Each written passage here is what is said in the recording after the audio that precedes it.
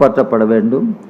India காப்பாற்றப்பட வேண்டுமானால் BJP RSS பிடியிலிருந்து நாடு காப்பாற்றப்பட வேண்டும். அவர்களை வீழ்த்த வேண்டும்.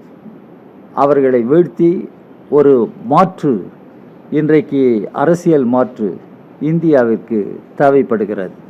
இவற்றையெல்லாம் கணக்கில் கொண்டுதான் இந்த அரசியல் இயக்கத்தை எங்களுடைய கட்சி திட்டமிட்டு வருகிறது. ஏனென்றால் இன்றைக்கு மோடியினுடைய ஆட்சி என்று வருகிற பொழுது மாநில உரிமைகள் கூட இன்றைக்கு பறிக்கப்படுகின்றன. மாநில உரிமைகள் இந்தியாவினுடைய அரசியல் சட்டம் தெளிவாக சொல்லுகிறது. India, that is Bharat, union of states. நீங்கள் அரசியல் சட்டத்தை பார்க்கலாம். யூனியன் ஆஃப் ஸ்டேட்ஸ், இப்படி தான் நம்முடைய அரசியல் சட்டம் சொல்லுகிறது.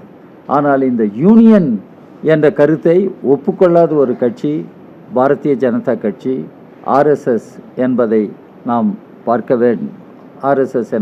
பார்க்க வேண்டும். என இன்றைக்கு ஆர்எஸ்எஸ் ஒரு மிகப்பெரிய மூர்க்கத்தனமாக செயல்பட தொடங்கி இருக்கிறது. ஆர்எஸ்எஸ் இந்தியாவில் பதிவு செய்யப்படாத ஒரு அமைப்பு. உலகத்திலேயே மிகப்பெரிய வெகு மக்கள் இயக்கமாக ஆர்எஸ்எஸ் தன்னை கருதுகிறது, தன்னை சொல்லுகிறது. ஆனால் அது பதிவு செய்யப்படாத ஒரு அமைப்பு. எந்த விதமான சட்டத்திற்கும் உட்படாத, கட்டுப்படாத ஒரு அமைப்பாக ஆர்எஸ்எஸ் இருக்கிறது. ஆர்எஸ்எஸ்ஸை சார்ந்தவர்கள் எங்காவது தவறு செய்து பிடிபடுவார்களானால் ஆர்எஸ்எஸ் சுலபத்தில் they are all fringe elements என்று சொல்லி கைகழுவி விடுவார்கள். ஏதாவது ஒரு சின்ன அமைப்பு ஏதாவது இது மாட்டிக்கொள்வார்கள் என்றால் தே ஆர் ஆல் ஃப்ரிஞ்ச் ஆர்கனைசேஷன்ஸ் என்று ஆர்எஸ்எஸ் கை கழுவிவிடும். ஆனால் ஆர்எஸ்எஸ் இன்றைக்கு மதவெறி அரசியலை முன்வைக்கிறது. இந்த மதவெறி அரசியல் இன்றைக்கு இந்தியாவில் பெரும் கலவர சூழலை ஏற்படுத்தி வருகிறது. அதே போல ஜாதி கட்டமைப்பை காப்பாற்றுகிற ஒரு அமைப்பாகத்தான் ஆர்எஸ்எஸ் பிஜேபி இருக்கிறார். அம்பேத்கர் அனிலேஷன் ஆஃப் காஸ்ட் என்று பேசினார். ஆனால் பிஜேபியும் ஆர்எஸ்எஸும் பர்பச்சுவேஷன் ஆஃப் காஸ்ட் சிஸ்டம் என்று பேசுகிறார்கள், நடந்து கொள்கிறார்கள். அம்பேத்கர் உருவாக்கிய அரசியல் சட்டம் ஆண்களுக்கும் பெண்களுக்கும் சம உரிமை கொடுக்கிறது. வாக்குரிமை வழங்கப்பட்ட பொழுதே ஆண்களுக்கும் பெண்களுக்கும் என்ற பேதமில்லாமல் வாக்குரிமை வழங்கியது நம்முடைய அரசியல் சட்டம். ஆனால் இன்றைக்கு ஆர்எஸ்எஸ் பிஜேபி ஆட்சியில் பேட்ரியார்கி ஆணாதிக்கம் என்பது இன்றைக்கு கட்டி காப்பாற்றப்பட வேண்டும் என்ற முறையில் அவர்கள் செயல்படுகிறார்கள். எனவே தான் இன்றைக்கு இந்தியாவை காப்பாற்ற வேண்டிய பொறுப்பு எல்லோருக்கும் இருக்கிறது. எனவே மக்களை ஒன்று திரட்டுவதற்கான முறையில் இந்த இயக்கத்தை எங்களுடைய கட்சி திட்டமிட்டு வருகிறது. இப்போது மாற்று என்று வருகிற பொழுது இந்தியா கூட்டணியை பற்றி நீங்கள் அறிந்திருக்க வேண்டும். இந்த இந்தியா கூட்டணி அமைந்த தொடக்க காலத்திலிருந்து அதில் பங்கேற்று வருகிற கட்சி எங்களுடைய கட்சி. பங்கேற்று வருகிற ஒரு நபர் என்று சொன்னால் நான் இருக்கிறேன். அதனுடைய முதல் கூட்டம் பட்னாவில் தான் நடைபெற்றது. பட்னாவில் அந்த கூட்டம் நடைபெற்ற பொழுது அங்கே ஒரு பொது முழக்கம், பிரகடனம் வெளியிடப்பட்டது. அந்த பொது பிரகடனம் என்னவென்றால், தேஷ் பச்சாவ் பிஜேபி அட்டாவ். அதற்கு அர்த்தம், தேசத்தை காப்பாற்றுவோம், பிஜேபியை அகற்றுவோம். தேஷ் பச்சாவ் பிஜேபி அட்டாவ். அதற்கு பின்னர் பெங்களூரில் ஒரு கூட்டம், மும்பையில் ஒரு கூட்டம், இடையிடையே பல கூட்டங்கள் நடந்திருக்கின்றன. ஆனால் பிஜேபியை முறியடிப்பதற்கான முறையில் இந்த கூட்டணி வலுப்பட வேண்டும். சமீபத்தில் நடந்த மாநில தேர்தல்களில் என்ன நடைபெற்றது என்பதை நாம் அறிவோம். இதற்கு பின்னர் சமீபத்தில் இந்தியா கூட்டணியினுடைய கூட்டம் நடைபெற்றது. அந்த கூட்டத்தில் நான் கலந்து கொண்டேன்.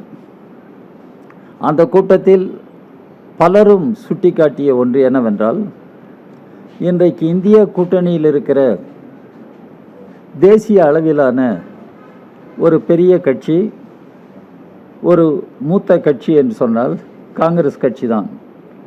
எனவே காங்கிரஸ் கட்சி இன்றைக்கு மாநில கட்சிகள், இடதுசாரி கட்சிகள் இவர்களை உரிய வகையில் அந்த கட்சிகளுக்கு மதிப்பளிக்க வேண்டும்.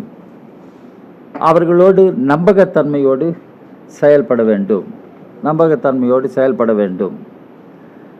காங்கிரஸ் கட்சி தேர்தல் காலத்தில் எல்லா கட்சிகளுக்கும் இடையே ஒரு சுமூகமான, ஒரு அகாமடேட்டிவ் அணுகுமுறையை பின்பற்ற வேண்டும். இவையெல்லாம் சுட்டிக்காட்டப்பட்டிருக்கின்றன. ஏனென்றால் சில நேரங்களில் காங்கிரஸ் கட்சி தலைவர்கள் பேசுவது என்பது சில அரசியல் நெருக்கடிகளை உருவாக்குகின்றன. கேரளாவின் தேர்தலின் போது அங்கு போய் பேசிய காங்கிரஸ் கட்சி மூத்த தலைவர்கள், இந்தியா கூட்டணியில் இடம்பெற்றிருக்கிற தலைவர்கள், அவர்களெல்லாம் பேசினார்கள். இடதுசாரி இயக்கம் இப்பொழுது இடதுசாரி இயக்கமாக இல்லை. அவர்கள் பிஜேபியோடு இன்றைக்கு ஒரு மாதிரியான உறவை கொண்டிருக்கிறார்கள். Left is no more left, left has unholy alliance with BJP என்று பேசினார்கள். இதை அப்பொழுதே நாம் கண்டனம் செய்திருக்கிறோம். இப்படி பேசுகிற காங்கிரஸ் கட்சி ஒரு ஐடியாலஜிக்கல் பேங்க்ரப்சிக்கு உள்ளாகி இருக்கிறது. அதற்கென்று ஒரு பொலிட்டிக்கல் காம்பிட்டன்ஸ் இல்லாமல் போய்விட்டது என்றெல்லாம் நாம் குறிப்பிட்டு காட்டியிருக்கிறோம். இந்த கூட்டத்திலும் அவை சுட்டிக்காட்டப்பட்டன. காங்கிரஸ் கட்சி இவற்றிலிருந்தெல்லாம் படிப்பினையை பெற வேண்டும் என்று. அதற்கு பின்னர் தான் ராஜீவ்காந்தி பேசியது என்று காங்கிரஸ் கட்சி ஒன்றை வெளியிட்டது. அதில் பினராயி விஜயனை நான் எப்படி கட்டிப்பிடிக்க முடியும்? பினராயி விஜயனை கட்டிப்பிடிக்க வேண்டும் என்று யாரும் சொல்லவில்லை. நாம் தெளிவாக புரிந்து கொள்ள வேண்டும். பினராயி விஜயனை கட்டிப்பிடிக்க வேண்டும், ஹக் செய்ய வேண்டும் என்று யாரும் கேட்டுக்கொண்டதில்லை. மோடியை இன்றைக்கு கட்டிப்பிடித்தவர் ராகுல் காந்தி. உங்களுக்கெல்லாம் தெரியும், பாராளுமன்றத்திலேயே இது நடந்தது. ஒரு உரையை நிகழ்த்திவிட்டு ஓடி போகிறார், மோடியை கட்டிப்பிடிக்கிறார். இது உலகமே பார்த்திருக்கிறது. அவர் இன்றைக்கு பினராயி விஜயனை கட்டிப்பிடிக்க சொன்னால் நான் என்ன செய்ய முடியும் என்று கேட்கிறார். அப்படி யாரும் அவரை கேட்டுக்கொண்டதில்லை. இதை தான் காங்கிரஸ் புரிந்து கொள்ள வேண்டும். காங்கிரஸ் ஒரு சுய பரிசோதனையை செய்து கொள்ள வேண்டும். தான் பின்பற்றுகிற கொள்கைகள், மற்ற கட்சிகளின் பால் தான் கொண்டிருக்கிற அணுகுமுறைகள், இவற்றை காங்கிரஸ் கட்சி இன்றைக்கு மறுபரிசீலனை செய்ய வேண்டும். இந்த பின்னணியில்தான் இடதுசாரி கட்சிகள் என்ற முறையில் இந்திய கம்யூனிஸ்ட் கட்சி உட்பட நாங்கள் சொல்லுகிறோம், இந்தியா கூட்டணியில் இருக்கிற கட்சிகள் எல்லாம் இன்றைக்கு ஒருவருக்கொருவர் நம்பிக்கையோடவும் மரியாதையோடவும் இன்றைக்கு நடந்து கொள்ள வேண்டும். ஒன்றுபட்ட முறையில் திட்டமிட்டு செயல்பட வேண்டும். இன்றைக்கு மக்களுக்கு பல்வேறு பிரச்சனைகள் இருக்கின்றன. விலைவாசி உயர்வு, வேலையில்லா திண்டாட்டம் என்று தொடங்கி இப்போது நீட் கேள்வித்தாள்கள், வினாத்தாள்கள் வெளியானது, அல்லது சிபிஎஸ்இ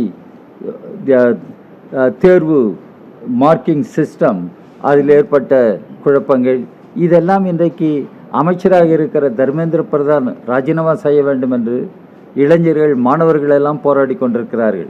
ஆனால் திரு மோடி அதை பற்றியெல்லாம் கணக்கில் கொள்வதாக எதுவும் இல்லை.